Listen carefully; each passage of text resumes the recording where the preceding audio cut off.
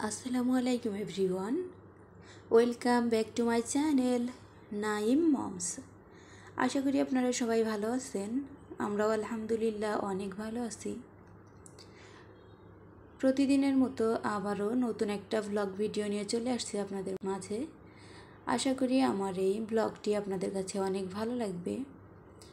আর যদি ভালো লাগে আমার ভিডিওতে ছোট্ট করে একটা লাইক দিয়ে নেবেন সবাই। আপনাদের লাইকগুলোর কারণে কিন্তু আমার ভিডিওটা আরও অনেকের কাছে পৌঁছাতে সাহায্য করে। তো সবাই কিন্তু অবশ্যই মনে করে একটা লাইক দিয়ে নেবেন। আমি ভিডিওটা শুরু করেছি দুপুর থেকে, দুপুরের রান্নাবাড়া থেকেই স্টার্ট করেছি। এখানে আমি তেলাপিয়া মাছগুলো লবণ দিয়ে মেখে রেখেছিলাম অনেকটা সময়। এখন হাত দিয়ে কষলে খুব সুন্দর করে ধুয়ে নিলাম। তারপর চলে আসলাম মাছগুলো ভাজার জন্য। মাছগুলো কিন্তু আমি একটা পিঠ খুব সুন্দর করে ভেজে নিয়েছি। তারপর উল্টে দিয়েছি, উল্টে পাল্টে দুইটা পিঠ খুব সুন্দর করে ভেজে নিচ্ছি। তো মাছটা কিন্তু আমি ভুনা করব, এই জন্য একটু সুন্দর করে ভেজে নিচ্ছি। এদিকে মাছ ভাজাটা আমার হয়ে গিয়েছে। তারপর মশলাটা কষিয়ে নিচ্ছি। এখানে আমি সব কিছু দিয়ে দিয়েছি মশলার জন্য, আর কয়েকটা বড়ি দিয়েছি এর মধ্যে। মাছ ভুনার সাথে বড়ি দিলে কিন্তু খেতে মাশাল্লাহ অনেক ভালো লাগে। তো অফ ক্যামেরাতে কিন্তু আমি মাছটাকেও খুব সুন্দর করে ভুনা করে নিয়েছি। আর এখন থেকে চেষ্টা করব ছোট্ট ছোট্ট ব্লগ ভিডিও দেওয়ার জন্য। সবাই আমার সাথে থাকবেন। রেসিপি শেয়ার করতে গেলে দেখা যায় কি নাইমের জন্য হয় না রেসিপি পুরো, মানে শুরু থেকে শেষ পর্যন্ত ভিডিওটা করতে হয়, অনেকটাই সময়ের ব্যাপার। আর অনেক সময় নাইম মানে এত মর্জি করে লাস্টের দিকে হয়তো দেখা যায় রেসিপির ভিডিও লাস্টের দিকে করা হয় না। তো এই কারণে ভাবলাম যে ব্লগ ভিডিওই শুরু করি। আর আমার চ্যানেলটা যেহেতু ব্লগ চ্যানেল, এই জন্য ভাবলাম এটাই করি। মাঝে মাঝে ছোট্ট ছোট্ট একটা ক্লিপ নিব, নিয়ে ভিডিওটা করব। তো মাছটা ভুনা করে নিয়েছি, আর এদিকে কিন্তু আমি পটল ভেজে নিচ্ছি। পটলটা কিন্তু আমি ঝুলিনি, শুধু আঁচড়ে উপরের যেই খোসাটা থাকে ওইটাই আঁচড়ে ফেলে দিয়েছি। তো পটলগুলো আমি ভেজে নিয়ে এখানে কিছুটা পেঁয়াজ আর কিছুটা কাঁচামরিচ আমি ভেজে নিচ্ছি। পটলের সাথে কিন্তু পেঁয়াজ আর কাঁচামরিচটা ভাজলে খেতে অনেক ভালো লাগে, একটু ঝাল ঝাল হয়, খেতে মাশাল্লাহ অনেক ভালোই লাগে।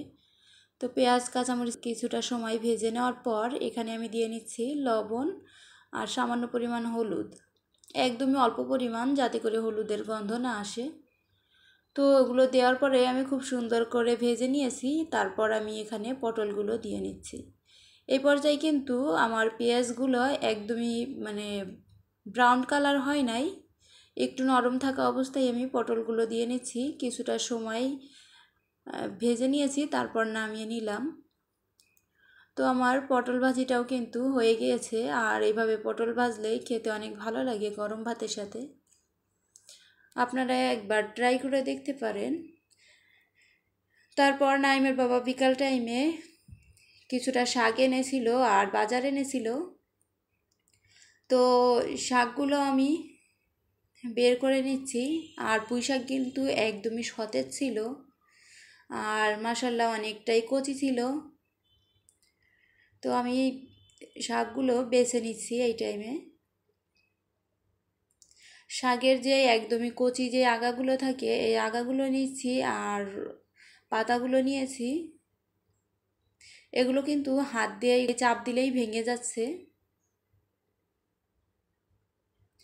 এই তো আমার নাইম বাবাও কিন্তু চলে আসছে শাক বাছার জন্য, আমার কাজে মানে কি বলবো অগোছালো করার জন্য চলে আসছে।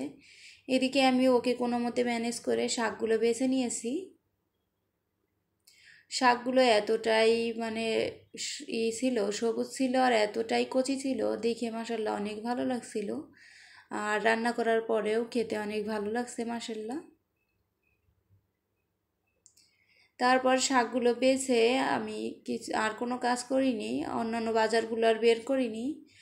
সাথে কিছুটা মোগলাই নিয়ে আসছিল, মোগলাইগুলো বের করছি। প্লেটে মোগলাইগুলো বের করে নিচ্ছি। আর সস ছিল এর সাথে।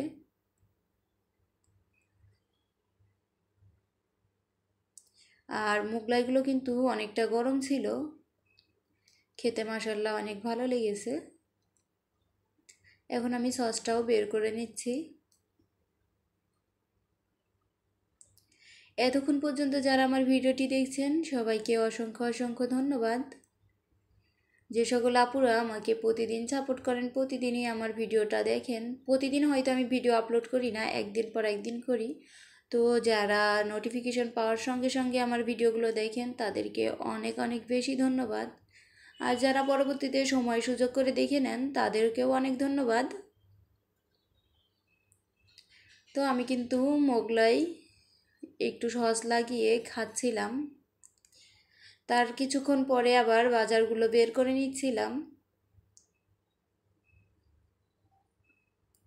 তো এখানে নিয়ে আসছে, ঘরে আলু শেষ হয়ে গিয়েছিল, তো আলু নিয়ে আসছে, ঝিঙ্গা আনছে, তারপর পটল আনছে।